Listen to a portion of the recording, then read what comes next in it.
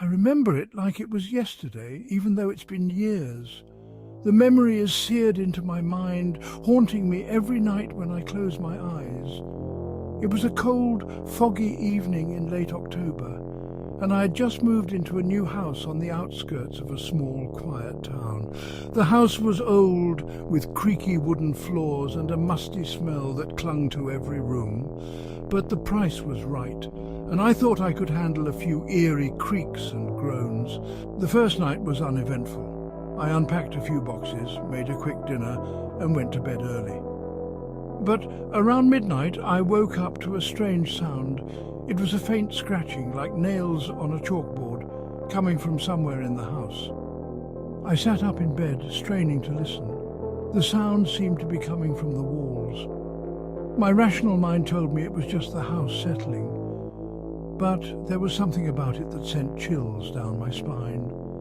The scratching continued for hours, stopping just before dawn. I barely slept that night, and the next day I was exhausted. But I shrugged it off, telling myself it was just my imagination playing tricks on me. The second night, the scratching returned, louder this time. I lay in bed, heart pounding, listening as it moved from wall to wall, room to room.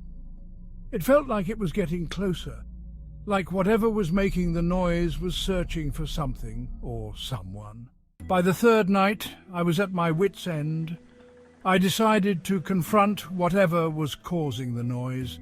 I armed myself with a flashlight and a baseball bat and waited for the scratching to start. It didn't take long. The moment I heard the first faint scrape, I jumped out of bed and followed the sound. It led me down the hallway, past the kitchen and into the basement. I hesitated at the top of the stairs, my flashlight beam cutting through the darkness. The scratching was louder now, echoing up from below. I took a deep breath and started down the stairs, the wooden steps creaking under my weight. When I reached the bottom, the scratching stopped. The basement was pitch black except for the small circle of light from my flashlight. I swept the beam across the room, searching for the source of the noise. And then I saw it.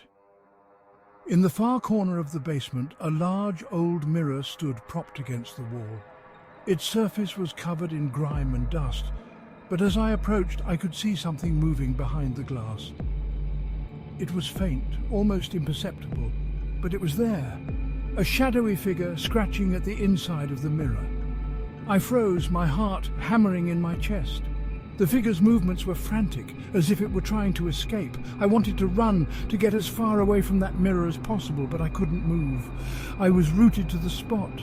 My eyes locked on the figure in the glass, and then slowly it turned to face me. Its eyes were hollow, its face twisted in a grotesque mask of terror and rage.